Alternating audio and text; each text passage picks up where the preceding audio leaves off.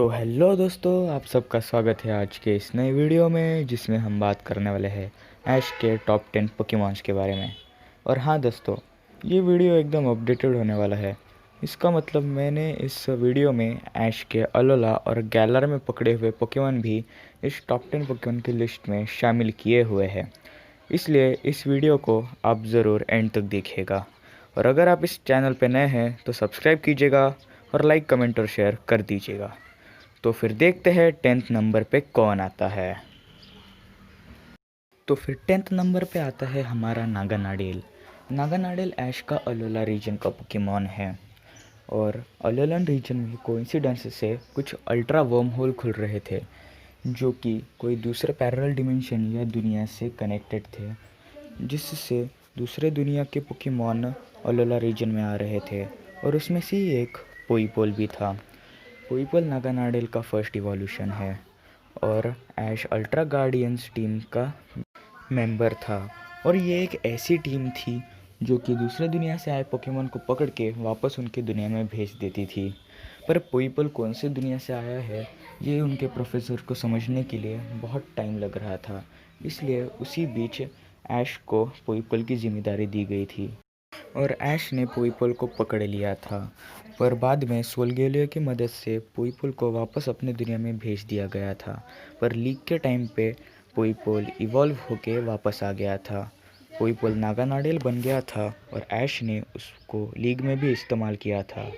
नागानाडेल ने ऐश की लीग में बहुत मदद की थी और उसके ऑल ओवर परफॉर्मेंस से मैंने उसको 10th पोजीशन पे रखा है। तो फिर देखते हैं 9th पोजीशन पे कौन आता है। तो फिर 9th नंबर पे आता है हमारा लुकारियो। यार आप लोग कंफ्यूज हो रहे होंगे, यार ऐश ने लुकारियो को कब पकड़ लिया। पर मैंने जैसे पहले ही बोला था, मैं एकदम अपडेटेड इन्फॉर्मेशन दे रहा हूँ। ऐश के पास गैलर रीजन में लुकारियो है। पोकेमॉन स्वॉर्ड और शील्ड की जर्नी में ऐश को एक एग मिला था। उस एग में से रियालू निकला था और रियालू और ऐश का बॉन्ड बहुत ही ज़्यादा ताकतवर था। इसीलिए ऐश का लुकारियो में इवॉल्व हो गया। लुकारियो एक बहुत ही अच्छा ताकतवर पोकेमॉन है जो कि एक स्टील और फाइटिंग टाइप पोकेमॉन है और उसने ऐश को बहुत ज़्यादा मदद की है गैलर रीजन में। इसीलिए मैंने लुकारियो को 9th नंबर पे रखा है। और तो फिर अब देखते हैं कि 8th पोजीशन पे कौन आता है। तो 8 नंबर पे आता है हमारा मेलमेटल। मेलमेटल का फर्स्ट रूप है मेल्टन, जो कि ऐश को Pokemon ultra sun and moon के सीरीज़ में मिला था। और मेलमेटल एक पहला ऐसा लेजेंडरी पोकेमॉन था जो ऐश के टीम में था। फिर थोड़ी ही देर बाद मेलमेटल में इवॉल्व हो गया था और मेलमेटल ने ऐश का लीग में भी बहुत अच्छे से साथ दिया। भले ही वो एक लेजेंडरी पोकेमॉन था पर वो इतना ताकतवर नहीं है कि ऐश के बाकी पोकेमॉन की बराबरी कर सकें। इसलिए मैंने मेलमेटल को 8th पोजीशन पे रखा है। 7th पोजीशन पे आता है हमारा स्केप्टाइल। तो स्केप्टाइल तो पता ही होगा, ऐश ने होएन रीजन में ट्रिको को पकड़ा था जो बाद में ग्रोवेल में इवॉल्व हो गया था। और उसके बाद वो बैटल फ्रंटियर में स्केप्टाइल बन गया था। और आप सब लोगों को स्केप्टाइल वर्सेस डार्कराय तो याद ही होगा। उस मैच में तो स्केप्टाइल ने तो तबाही मचा दी थी और स्केप्टाइल एक अकेला ऐसा पोकेमॉन था जिसने डार्कराय को हराया था। ऐश का कोई भी टीम मेंबर उसके डार्कराय को नहीं हरा पा रहा था, लेकिन स्केप्टाइल ने हराया था। इसलिए उसके ऑल ओवर परफॉर्मेंस से मैंने उसको 7th नंबर पे रखा है। तो फिर अब हम देखते हैं कि 6th पोजीशन पे कौन सा पोकेमॉन आता है। और 6th नंबर पे आता है हमारा गुड्रा।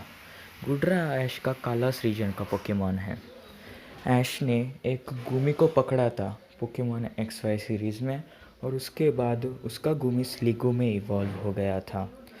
और जब उसका स्लिगो रेन डांस सीख गया था तब उसका स्लिगो गुड्रा में इवॉल्व हो गया था।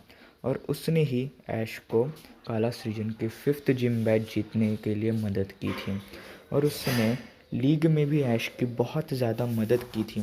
और गुड्रा ऐश का एक बहुत ज़्यादा ताकतवर ड्रैगन टाइप पोकेमॉन था और उसके ओवरऑल परफॉर्मेंस के आधार पर मैंने उसे 6th पोजीशन पे रखा है। तो 5th नंबर पे आता है हमारा ड्रैगनाइट। यार आप सब लोगों को ड्रैगनाइट तो पता ही होगा। अब आप लोग वापस कंफ्यूज हो गए होंगे कि यार ऐश ने ड्रैगनाइट कब पकड़ा। यार ड्रैगनाइट भी ऐश के पास गैलर रीजन में है और ड्रैगनाइट खुद से ऐश के पास आया था उसकी टीम में शामिल होने के लिए, क्योंकि उसको ऐश बहुत ज़्यादा पसंद था।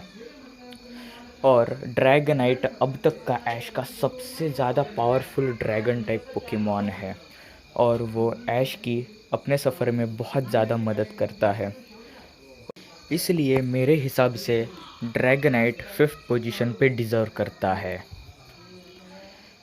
और तो अब हम देखते हैं कि 4th पोजीशन पे ऐश का कौन सा पोकेमॉन आता है। और 4th पोजीशन पे आता है, 4th नंबर पे आता है हम सबका फेवरेट इन्फर्नेप। यार इन्फर्नेप एक बहुत ही ताकतवर फायर और फाइटिंग टाइप पोकेमॉन है जो ऐश के पास था। ऐश के पास सबसे पहले एक चिमचार था जिसे पॉल ने छोड़ दिया था क्योंकि वो थोड़ा सा कमज़ोर था, लेकिन पॉल उसकी असली शक्ति पहचान नहीं पाया था और ऐश ने उसकी असली शक्ति बाहर लाई थी। उसकी एबिलिटी ब्लेज तो यार बहुत ही ज़्यादा खतरनाक थी। उसके बाद वो मॉन्फोर्ने में इवॉल्व हो गया और उसके थोड़े ही बाद वो इन्फर्नेप भी बन गया था। इन्फर्नेप ने ऐश की लीग में भी बहुत मदद की थी, खास करके ऐश वर्सेस पॉल की बैटल में। यार ऐश वर्सेस पॉल की बैटल देखकर ही मैंने इन्फर्नेप को 4th पोजीशन पे रखने का सोचा है। यार इन्फर्नेप ऐश का बहुत ही ज़्यादा ताकतवर पोकेमॉन था। इन्फर्नेप की ब्लेज एबिलिटी ही उसे बहुत ज़्यादा खास पोकेमॉन बनाती थी और इसके ओवरऑल परफॉर्मेंस के आधार पर मैंने उसे 4th पोजीशन पे रखा है। तो फिर अब हम देखते हैं कि 3rd पोजीशन पे कौन सा पोकेमॉन आता है। तो 3rd नंबर पे आता है हमारा पिकाचू। यार पिकाचू तो अब सब लोगों को पता होगा। जो लोग पोकेमॉन नहीं देखते ना, उनको इतना भी तो पता ही होगा कि यार पिकाचू कौन सा पोकेमॉन है। और पिकाचू ऐश के पास आता है। पिकाचू एक बहुत ही फेमस पोकेमॉन है जो ऐश की वजह से ही फेमस हुआ था और वो ऐश का एक बहुत ही ज़्यादा ताकतवर पोकेमॉन है। और पिकाचू हर बार उसके मेन बैटल्स में साथ देता है। वो अकेला ऐसा पोकेमॉन है जो अब तक ऐश ने कभी बदला नहीं। पिकाचू ऐश का सबसे पहला पोकेमॉन है और पिकाचू अकेला ऐसा पोकेमॉन है जिसने ऐश का इतने देर तक साथ दिया है। पिकाचू एक बहुत ही ज़्यादा ताकतवर पोकेमॉन है और उसके ऑल ओवर कंट्रीब्यूशन को देखते हुए मैंने उसको 3rd पोजीशन पे रखा है। यार पिकाचू ताकतवर तो बहुत है पर उससे भी 2 बहुत ही ज़्यादा ताकतवर पोकेमॉन है ऐश के पास। तो फिर देखते हैं कि 2nd पोजीशन पे कौन आता है। तो 2nd नंबर पे आता है हमारा चारिज़ार्ड। यार चारिज़ार्ड एक बहुत ही ज़्यादा फेमस पोकेमॉन है। जितना ये पोकेमॉन फेमस है उससे ज़्यादा लोगों का ये फेवरेट पोकेमॉन है और ये ऐश के पास भी था। कांटो रीजन में ऐश को एक तूफ़ान में एक चारमेंडर मिला था जिसे ऐश ने बचा लिया था। फिर चारमेंडर ऐश की टीम में आ गया था। बाद में वो चारमेलियन में इवॉल्व हो गया था और उसके थोड़े ही बाद वो चारिज़ार्ड भी बन गया था। पर जब वो चारिज़ार्ड बन गया था तब वो ऐश की बात नहीं मानता था, पर लेकिन जब वो ऐश की बात मानने लगा था तब ऐश की टीम बहुत ही ज़्यादा स्ट्रॉन्ग हो गई थी।